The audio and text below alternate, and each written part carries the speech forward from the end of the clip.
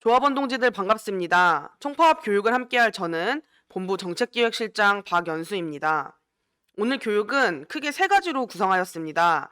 첫 번째는 21년 하반기와 22년 상반기를 관통하는 지금 시기에 왜 총파업이 필요한지에 대한 내용입니다. 두 번째로는 그럼 우리가 어떤 총파업을 만들 것인지에 대한 설명을 좀 드리도록 하겠습니다. 그리고 마지막으로 이번 총파업의 구체적인 목표와 요구안을 조합원 동지들께 말씀드리는 시간을 갖도록 하겠습니다. 첫 번째 부분은 보통 우리가 정세 분석이라고 하는 내용입니다. 파업은 노동조합의 무기죠. 이 무기를 좀 제대로 휘두르기 위해서 우리를 둘러싸고 있는 객관적인 조건을 살펴보도록 하겠습니다. 경제에 대한 내용으로 좀 시작을 하려고 합니다. 지금 보고 계시는 그래프는 한국의 경제가 얼마나 성장할지에 대해서 예측한 그래프입니다. 보시는 바와 같이 기본적으로 하락하고 있습니다. 특히 2025년이 넘어가면 1%대의 경제 성장률을 보이는데 이 정도 경제 성장률은 미국이나 독일 같은 선진국의 경제 성장률입니다. 그러면 한국이 선진국이 되는 것이냐라고 했을 때 당연히 그렇지 않겠죠. 이 그래프는 장기적으로 한국이 전 세계적인 경제 흐름에서 무관하지 않게 경제 불황에 장기적으로 접어들 것이다라는 것을 객관적인 지표로 좀 확인할 수 있는 그래프라고 보실 수 있겠습니다. 이 그래프가 그러면 왜 중요하냐라고 했을 때 사실 이 경제 성장률 그래프에 우리보다 민감한 것은 기업과 자본입니다. 자본주의 사회에서 노동은 자본에 예속될 수밖에 없기 때문에 자본이 어떤 전략을 취하는지 정확히 파악하고 우리 전략을 짜야 합니다.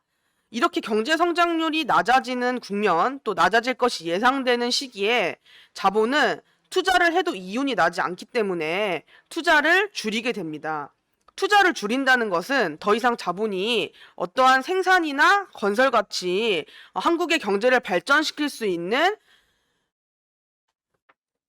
실물 투자를 줄인다는 이야기입니다. 쉽게 말해서 더 이상 공장을 짓지도 않고 기술 개발에 투자를 하지도 않으면서 우리의 일자리가 줄어들고 또 월급이나 이런 노동 조건이 개선될 가능성도 굉장히 낮다는 것입니다. 대신 자본은 이런 실물 투자를 하지 않는 대신 작은 투자로도 높은 이윤을 낼 수 있는 불로소득이라고 부르는 금융, 주식, 부동산 같은 것들에 투자를 하게 됩니다.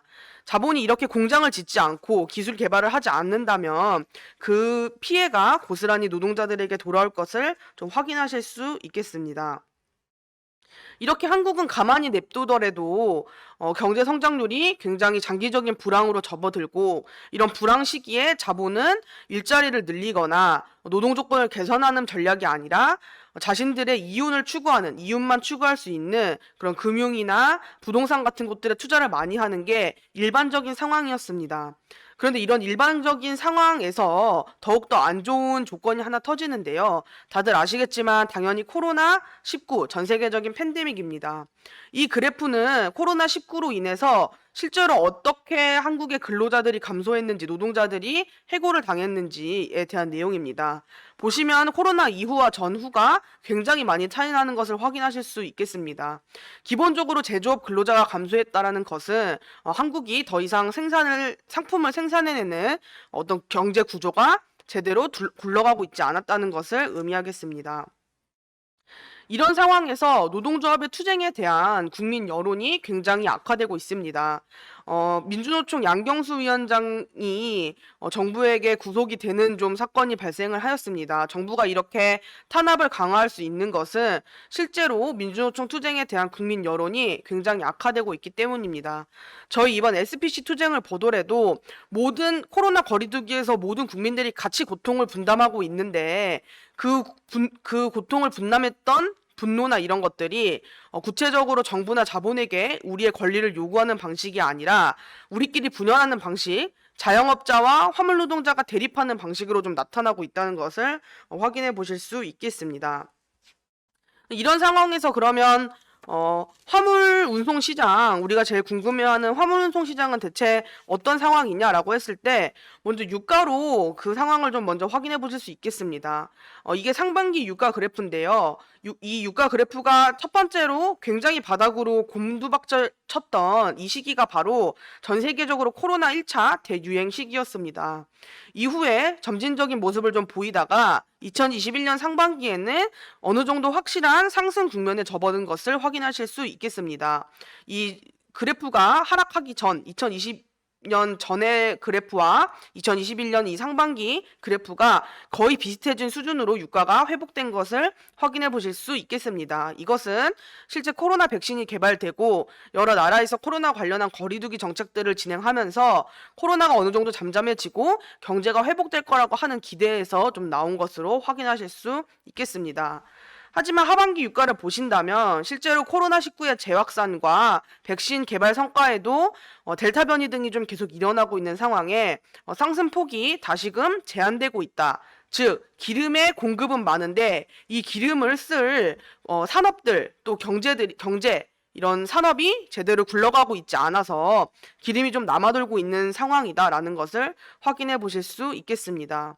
사실 우리 화물 노동자들한테 기름값은 굉장히 중요합니다. 저희가 운임을 하는 데 있어서 운행을 하는 데 있어서 기름값이 중요한 비용이기 때문인데요. 따라서 기름값이 낮아지는 것도 굉장히 중요하지만 안정적으로 좀 기름값이 유지되면서 내 한 달 비용 등을 좀 예측할 수 있는 것도 중요한 요소인데 잘 되고 있지 않습니다.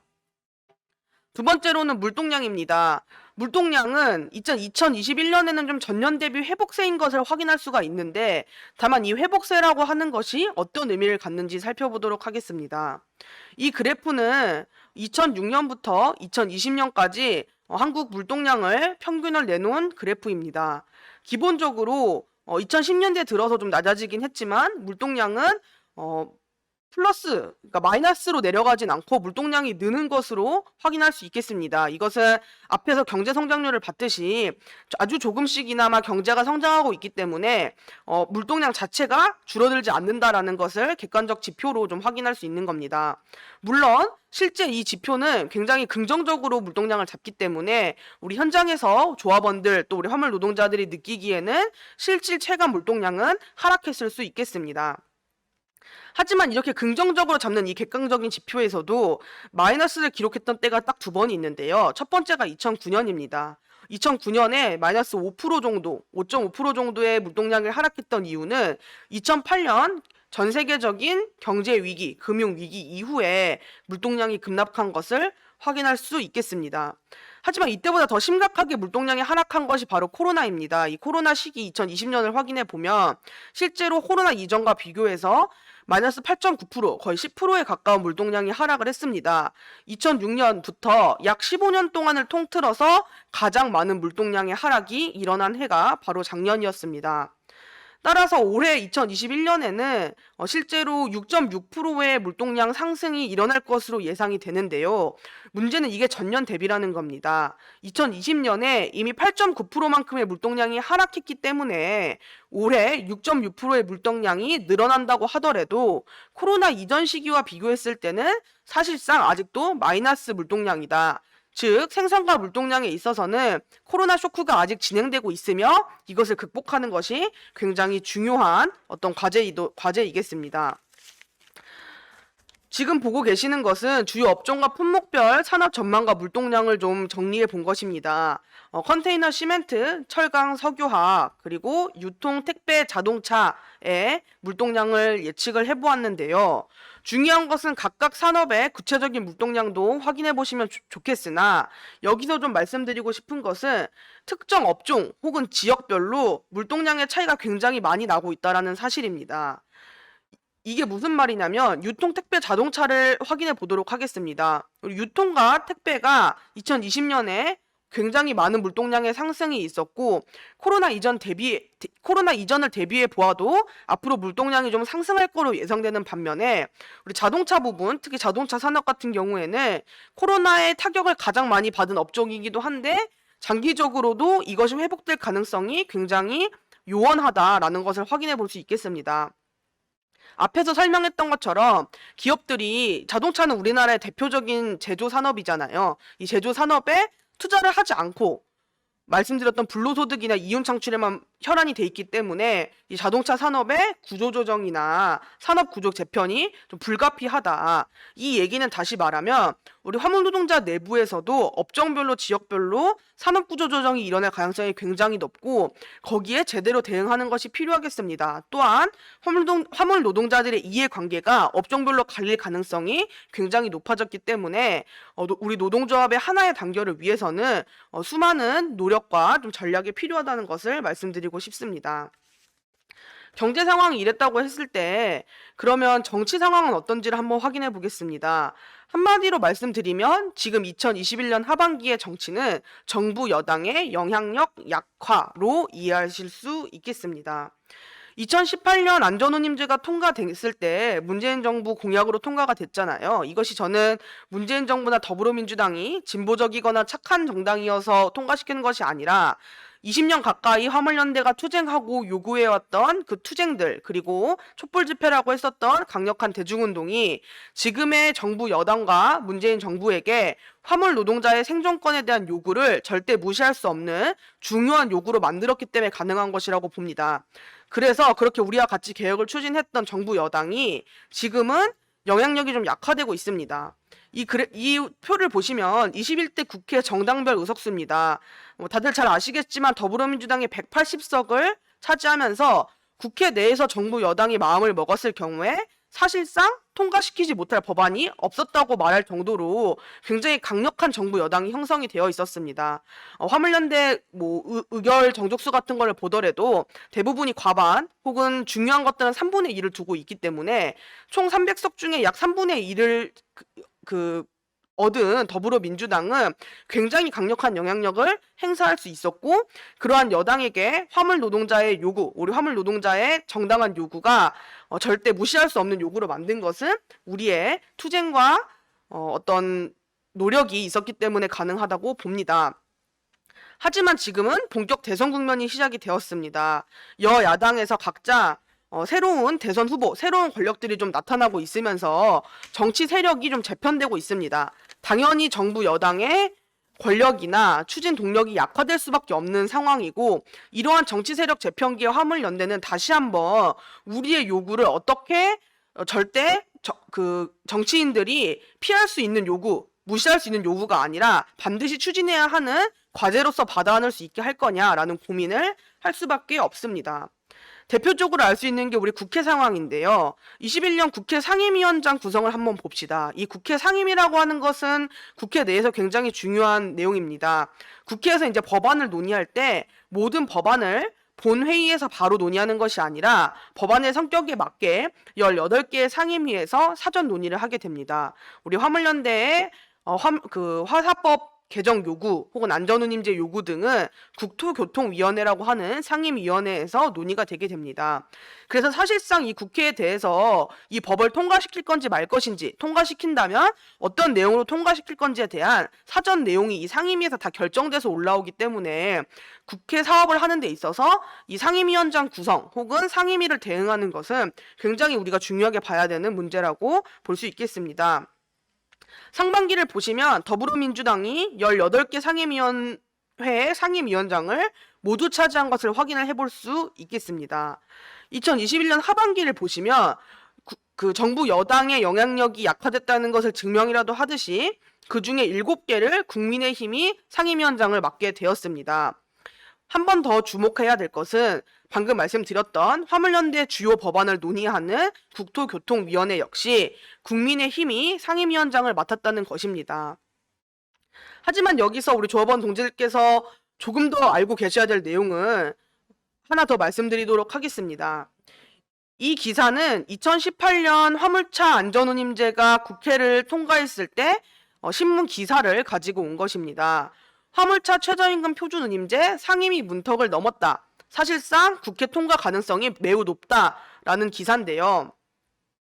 다만 여기서 한 가지 확인하셔야 될 게 있습니다. 사실 화물연대에서는 우리 안전운임제, 표준운임제 법안을 제출했을 때 전 차종 전 품목 모든 화물 노동자들에게 안전운임이 적용되는 방식으로 법안을 제출했었고 약 1년 정도 예비 시행을 가진 후에 영구적으로 이 법안을 추진하는 것을 제출하였습니다.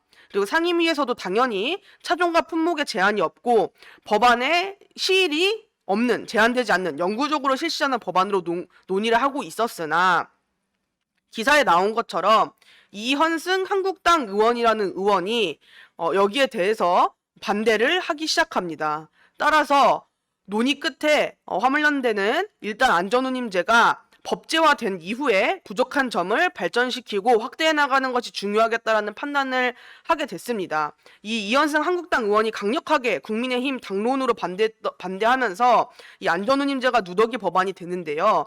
어떻게 보면 이현승 한국당 의원은 누더기 법안을 만든 장본인이라고 할 수 있겠습니다. 두 가지가 바로 도입됩니다. 하나는 이현승 한국당 의원의 제안으로 3년 일몰제가 도입이 됩니다. 2022년 12월 31일까지만 시행 효과를 보고 안전운임제를 결정하게 되고요. 두 번째로는 참고 원가제, 지금 시행되고 있는 운송 원가가 도입되기 시작합니다. 품목을 컨테이너와 BCT 두 개로 제한하고 철강과 카고에는 안전운송 원가 같은 참고 원가제만 도입하기로 하였습니다. 사실상 이 이현승 한국당 의원은 우리 누더기 법안의 장본인이라고 할 수 있는데요. 문제는 이번 국민의힘으로 넘어간 국토교통위 상임위원장이 이 이현승 의원이 되었다는 사실입니다. 당시 화물연대에서 이 이현승 의원안을 폐기에 대해서 강력하게 투쟁하고 또 민주노총과 공공운수노조 같은 상급 단체들과도 매우 강하게 투쟁을 하고 반대를 했음에도 일단 이 법안은 통과가 되었습니다. 이 얘기는 무엇이냐면 현재 국회 상황만 두고 봤을 때 특히 이 상임위원회의 위원장이 우리 누더기 법안의 장 본인이었던 이현승 위원이 맞고 또 그 정부 여당의 영향이 줄어든 것을 확인했을 때 그냥 국회 상황만 두고 봤을 때 화물연대의 요구안이 국회를 통과하기에는 굉장히 녹록지 않은 상황이다. 가만뒀을 때에는 자연스럽게 통과되기를 바라는 것은 불가능한 국면이다라는 것을 좀 말씀드릴 수 있겠습니다. 이런 상황에 당연히 자본은 안전운임제 무력화와 또 우리 화물노동자 탄압에 좋은 시기라고 생각해서 발벗고 나서고 있습니다. 그래서 이번 안전운임위원회 화주가 불참한 것을 시작으로 안전운임제 일몰제를 폐지하지 않고 여기서 이제 안전운임제를 끝내고 당연히 차종 품목 확대에서도 반대를 하고 있는 그런 상황이겠습니다.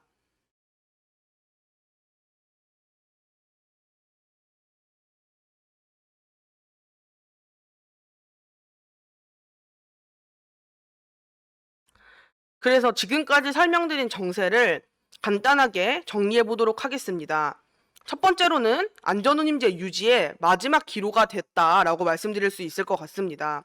이 안전운임제가 한번 없어진 다음에 다시 만드는 것은 굉장히 오랜 시간이 걸릴 겁니다. 이미 20년 가까이 투쟁해서 만들어 놓은 제도가 효과가 없다라는 이유로 사라졌을 경우에 그 제도를 다시 법제화하는 데까지는 굉장히 오랜 시간이 걸립니다. 따라서 이번에 안전운임제 일몰제를 폐지하고 품목과 차종을 넓히지 않는다면 안전운임제의 유지는 굉장히 어려워질 것으로 보입니다. 두 번째로는 지금이 정치 세력 재편기라는 것을 인지할 수 있어야 합니다. 계속 강조드린 바처럼 화물연대에서 지속적인 투쟁을 통해서 우리의 요구가 절대 거부할 수 없는 요구로 만들었기 때문에 실제 안전운임제 시행이나 다양한 법제도 개선이 가능했다고 봅니다.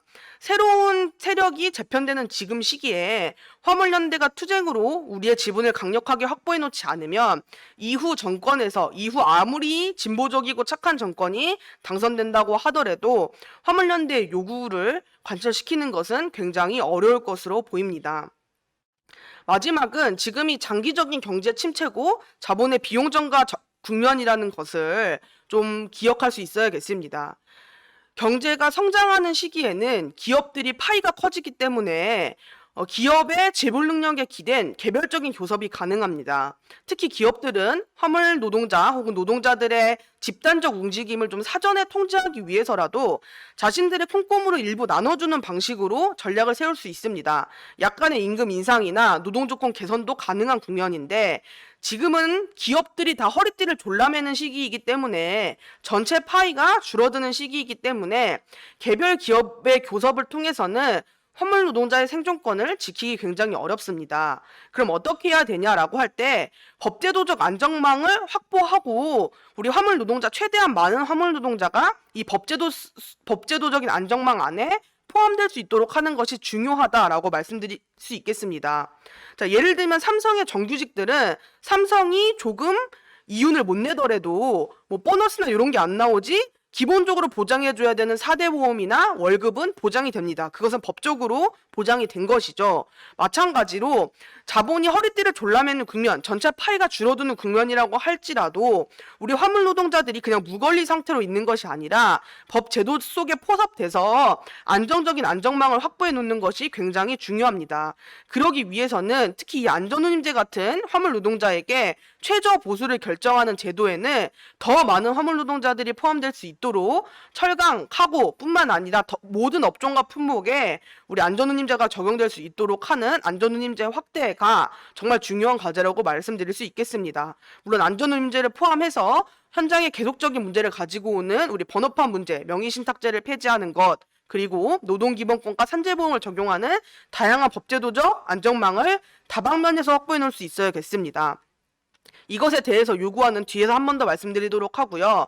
다시 한번 정세를 좀 한마디로 정리하자면 화물연대가 원하든 원하지 않든 투쟁을 할 수밖에 없는 불가피한 국면이다. 어차피 투쟁을 해야 하는 국면이라면 자본의 멱살 잡혀서 끌려 나와서 싸우는 것이 아니라 자본의 공격을 방어하는 수동적인 투쟁을 할 것이 아니라 화물연대가 더 당당하게 나서서 치고 나가면서 우리 요구도 치고 나가고 당당하게 투쟁에 임하는 그런 것이 필요한 국면이다라고 말씀드릴 수 있겠습니다. 어차피 투쟁을 해야 하는 국면이라면 우리가 먼저 투쟁을 치고 나가면서 선제적인 요구를 하는 것이 더욱 중요할 것 같습니다.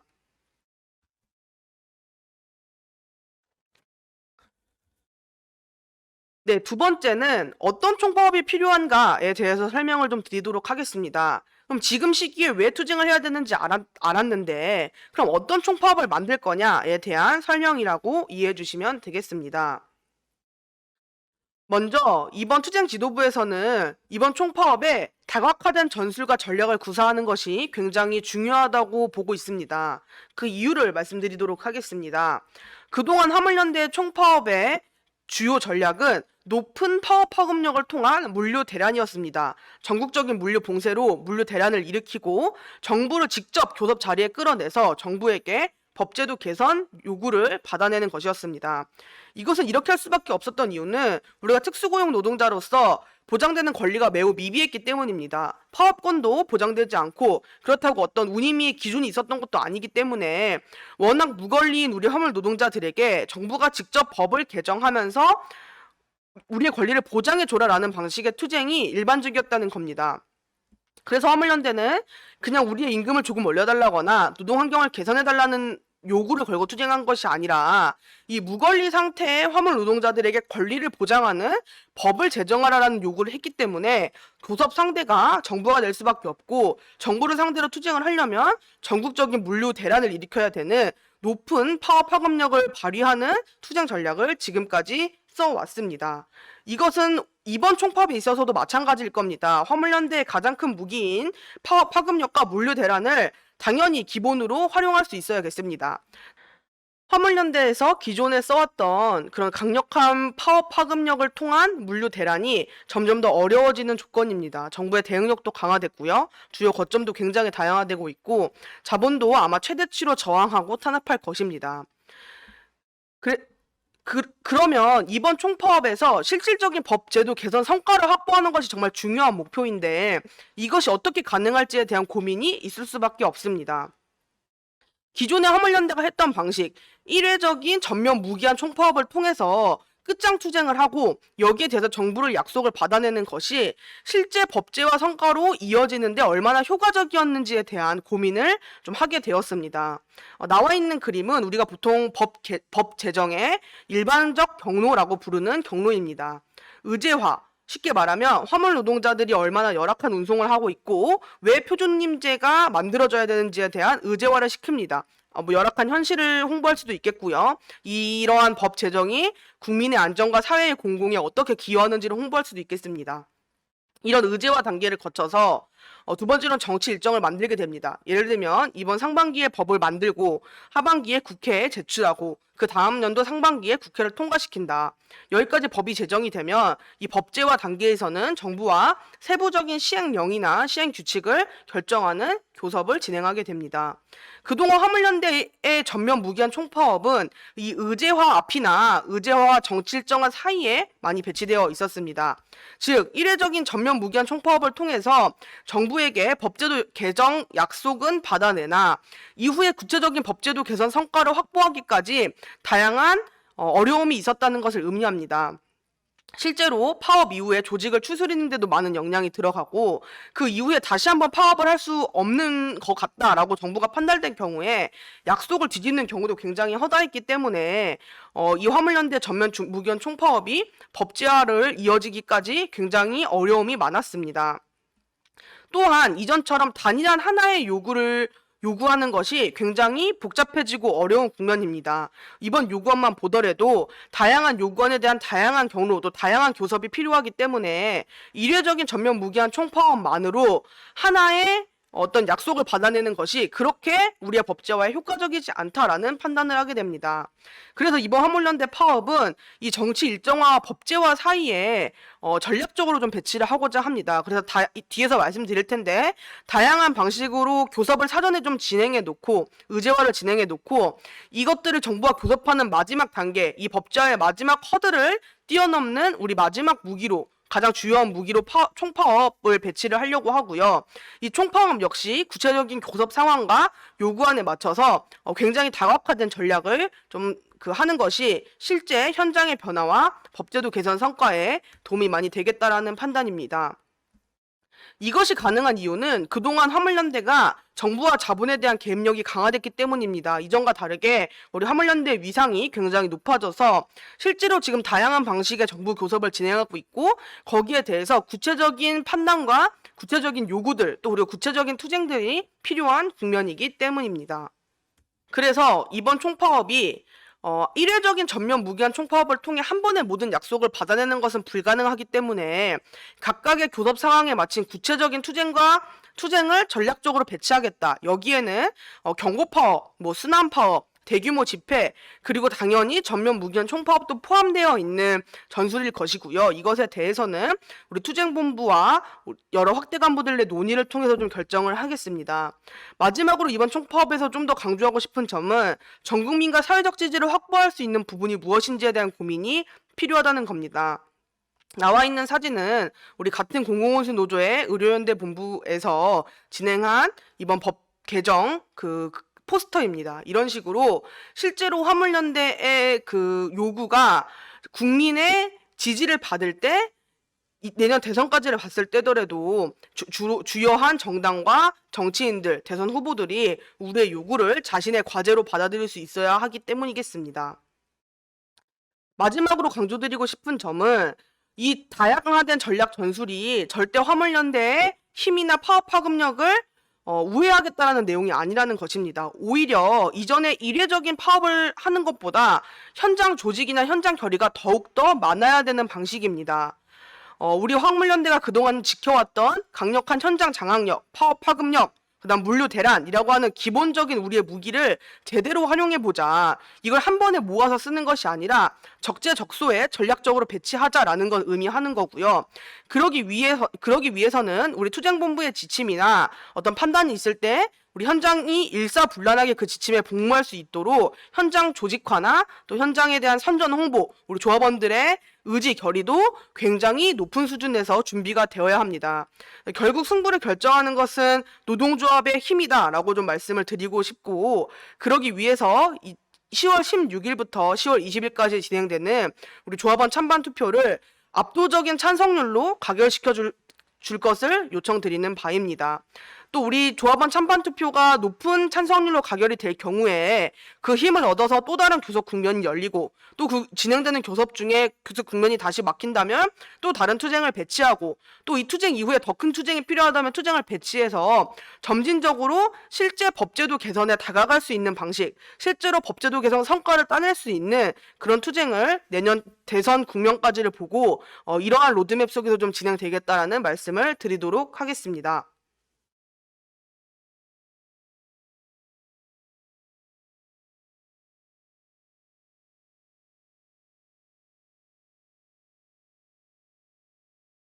네, 이제 마지막으로 화물연대 이번 총파업 요구안과 구체적인 로드맵에 대해서 우리 조합원 동지들에게 설명드리도록 하겠습니다. 먼저 총파업 목표입니다. 우리 총파업 목표는 첫 번째로는 안전우님 일몰제 폐지입니다. 계속해서 강조드렸던 바처럼 안전우님이 이번에 일몰로 끝나게 되면 다시 이 안전우님 제도를 만드는 것은 굉장히 어려울 것입니다. 따라서 이번 총파업을 통해서 반드시 안전우님 일몰제 폐지를 시켜야 하겠습니다. 두 번째로는 안전운임 품목 차종 확대입니다. 안전운임을 지킬 수 있는 가장 중요한 방법, 화주들이 해태시킬 수 없도록 만드는 것은 이 안전운임이 화물운송 시장에 새로운 질서가 되는 일입니다. 그러기 위해서 전체 화물 노동자 그리고 전체 품목과 차종에 안전운임이 적용될 수 있도록 하는 것 역시 굉장히 중요한 목표를 보고 있고 실제 법제화를 목표로 하고 있습니다.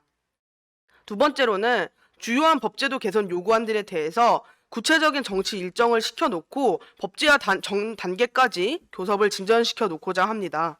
마지막으로 화물 현장을 근본적으로 바꿀 수 있는 성과, 우리 법이 제정되고 그것이 현장에 있는 동지들이 변화로 체감을 하기까지는 시간이 조금 걸립니다. 그렇기 때문에 이것이 중간에 유야무야 되는 것이 아니라 화물 현장에까지 제대로 된 효과를 발휘할 수 있도록 끝까지 좀 투쟁을 하는 것이 필요하겠습니다. 첫 번째 요구안입니다. 첫 번째 요구안은 제대로 된 안전운임 쟁취를 위해 안전운임 법제도를 개선하겠다라는 요구안입니다.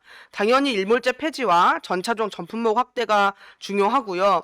특히 철강 카고 품목 같은 경우에는 현재 안전운송 원가를 진행하고 있기 때문에 차종 품목 확대가 전혀 어려운 일이 아닐 것으로 보고 있습니다.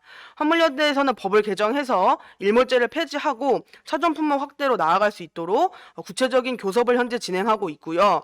일몰제 폐지 법안 같은 경우에는 현재 국회에 상정돼서 상임위에서 논의를 하고 있고요. 차종 품목 확대는 이번 국정감사가 끝나고 난 다음에 구체적인 법안을 마련해서 국회에 제출할 예정입니다. 다만 이 제출된 법안이 국회를 통과하기까지에는 강조드렸던 바와 같이 그대로 내버려 뒀을 때 국회 상황상 통과되지 않을 가능성이 매우 높아 반드시 투쟁을 통해 이 통과를 압박하고 정치권에 우리의 요구를 분명히 전달하는 것이 중요하겠습니다. 두 번째 요구안은 화물노동자 생존권 쟁취와 전품목 운임 인상입니다. 중요한 것은 화물연대는 전품목의 운임 인상을 목표로 하고 있다는 것입니다. 단순히 안전운임이 시행되는 품목뿐만 아니라 모든 품목의 운임이 인상되고 운임 동결이 저지될 수 있도록 하는 것이 목표입니다. 그러기 위해서 첫 번째로는 우리 사별단이나 다른 안전운임 적용 품목이 아닌 업종과 품목의 동지들의 운임 인상 투쟁 시기를 좀 집중해서 투쟁을 좀 하고자 합니다. 실제로 철강 같은 경우에는 중앙교섭을 목표로 여러 철강 지역본부 철강 단위들이 공동 논의를 좀 한 바가 있고요. 분과 등을 만들어서 이런 것들이 실제 공동 투쟁을 좀 도모할 수 있도록 하고 있습니다. 두 번째로는 불법 수수료를 근절하고자 합니다. 주선료 상한제와 같은 법안들을 통해서 중간에서 우리 운임을 맘대로 갈취해 나가는 그런 행위들이 현장에서 근절될 수 있도록 하겠습니다. 마지막으로는 이 운임을 삭감하는데 굉장히 많은 영향력을 미치고 있는 물류방의 규제를 강화하고 정상화하겠습니다. 물류방 규제 강화는 다양한 방식으로 추진되고 있고 그 중에 하나가 화주기업의 책임을 강화하거나 물류방 사업자에게 주선 사업자로 정의 내리는 것, 또 안전운임을 통과시켜서 물류방에 올라오는 운임들이 단가를 후려치지 못하게 하는 것 등등 다양한 법안을 같이 진행을 하고 있습니다. 세 번째는 모든 화물 노동자에게 산재보험 확대를 하는 것입니다. 이 산재보험 확대를 요구안으로 건 것은 크게 두 가지 이유가 있습니다. 첫 번째로는 산재보험이 화물 노동자한테 적용된다면 이후에 우리 노동기본권을 확보하는 데 있어서 중요한 교두보가 될 것으로 파악을 하였습니다. 실제로 산재보험이 적용이 된다는 것은 우리에게 이 산재보험을 주는 고용주가 어느 정도 특정된다는 것을 의미하기 때문에 이 산재보험 실시를 근거로 노동기본권 또 우리에게 권리를 주장할 수 있는 다양한 요구안을 확대시켜 나갈 수 있겠습니다. 즉 그동안 화물 노동자가 특수고용 노동자라는 이름으로 제대로 적용받지 못했던 권리들을 우리는 이렇게 산재보험을 적용받고 있는데 우리가 왜 노동자가 아니냐라는 근거를 반대로 들어서 다양한 요구들을 해나갈 수 있는 어떤 교두보로 작용할 수 있겠다라는 게 하나가 있고요. 두 번째로는 그러면 왜 4대 보험이 아니라 산재보험이냐라고 했을 때 4대 보험을 한 번에 하기보다 산재보험을 요구안으로 거는 것이 여러모로 중요하겠다라는 판단이 있었습니다. 첫 번째로는 실제로 현장에서 죽고 다치는 동지들이 너무 많아서 산재보험을 통해서 우리도 안전하게 일할 권리를 확보하는 것이 시급하다고 판단을 했고요. 다른 4대 보험을 요구하는 것보다 이 산재보험을 확대했을 때 사회적 지지를 조금 더 확보할 수 있겠다라는 판단을 하였습니다. 이런 요구안을 계속 진척시킨 결과 정부에서는 2023년까지 전체 화물 노동자들에게 산재보험을 적용하겠다라는 입장을 냈고 이 입장을 구체적인 법화로 받기까지에는 마찬가지로 우리의 투쟁으로 마지막에 압박이 필요할 것 같습니다. 네 번째로는 내 차를 내 이름으로 지입제 폐지입니다. 그동안 지입제 폐지가 항상 투쟁의 요구에 걸렸지만 슬로건처럼만 사고된 경향이 있습니다. 내부적으로도 외부적으로도 그랬지만 이번 지입제 폐지를 위해서 실질적인 현장의 체질을 개선하는 구체적인 노력들을 만들어 나가는 것이 핵심입니다. 지금 현재 불법 번호판 TF라는 이름으로 정부와 진행을 해서 이 불법 번호판으로 발견이 된 동지나 조합원이 있다면 그 임시 번호판을 6개월 동안 교부하고 이 사이에 위스탁 계약을 맺지 않는다면 개별 넘버로 나갈 수 있는 것이 정부와 협상이 되었습니다. 그래서 실제로 불법 번호판 문제를 해결하고 이런 화물 운송 시장의 체질을 지입제가 무용무실하게 만들어지는 어떤 그 체질을 만들어서 실질적인 지입제 폐지로 나아가겠다라는 계획입니다. 마지막은 노동기본권 쟁취입니다. 이 노동기본권 쟁취 같은 경우에는 지금 정부가 노동기본권을 확대하고는 있다고 하나 그것이 매우 악질적입니다. 노동기본권을 모든 특수고용 노동자에게 주는 것이 아니라 일부 업종, 일부 산업에만 선별적으로 교부하면서 특수고용 노동자들이 하나로 단결할 수 있는 어떤 기반을 굉장히 흐트러뜨리고 있습니다. 이것은 장기적으로 보면 우리 화물 노동자 내부에서도 노동기본권 보장이 가능한 어떤 직업군과 그렇지 못한 우리 떴다방 이런 직업군이 나뉘게 되면서 내부가 분열할 수 있기 때문에 이 노동기본권 쟁취에 있어서만큼은 전체 민주노총 특수고용 단위들과 공동투쟁을 하면서 정부의 선별적인 정책을 거부하고 실제로 법을 바꿔서 우리에게 노동기본권을 보장해달라, 노조법 2조를 개정하자라는 요구를 계속해서 해나갈 예정입니다. 이러한 모든 요구안들을 계속해서 강조해드렸던 것처럼 한 번의 총파업을 통해서 모든 약속을 받아내는 것은 불가능하기 때문에 2022년 상반기까지를 두고 대선 국면까지를 두고 각각의 요구안들에 대한 각각의 로드맵을 만들었습니다. 가장 시급한 것은 당연히 일몰제 폐지가 올해 안에 통과되는 것이겠고요. 차종 품목 확대 역시 기본적인 그 법안 통과는 올해 안에 마무리가 되고 내년에는 구체적인 이 차종 품목 확대에 대한 세부적인 내용을 정부와 협상을 해나가야 합니다. 산재보험 확대도 2023년까지 전체 화물 노동자에게 적용하겠다는 정부의 약속이 약속으로만 남지 않게 구체적인 법안 개정을 준비해 나가야 하고 노동기본권 쟁취와 명의신탁제 폐지 같은 경우에는 정부와의 교섭을 통해 실질적인 현장의 변화를 일단 도모하는 것이 우선이겠습니다. 그 외에 다양한 화물법 개정에 있어서도 장기적인 로드맵 속에서 추진해 나가고자 합니다. 따라서 지금까지 우리 화물연대의 총파업의 계획이 어떻게 진행되는지에 대해서 간단하게 설명을 드렸습니다. 기본적으로 지금 10월에 우리 본격적인 총파업 드라이브를 좀 걸고자 조합원 찬반 투표가 좀 진행되고 있습니다. 본부에서 가장 많이 문의를 받는 것 중 하나가 그래서 총파업 날짜가 언제냐라는 전화를 많이 받습니다. 아마 우리 조합원 동지들께서 날짜를 정하고 전면 무기한으로 들어가는 총파업에 익숙하셔서 그럴 거라고 생각을 합니다.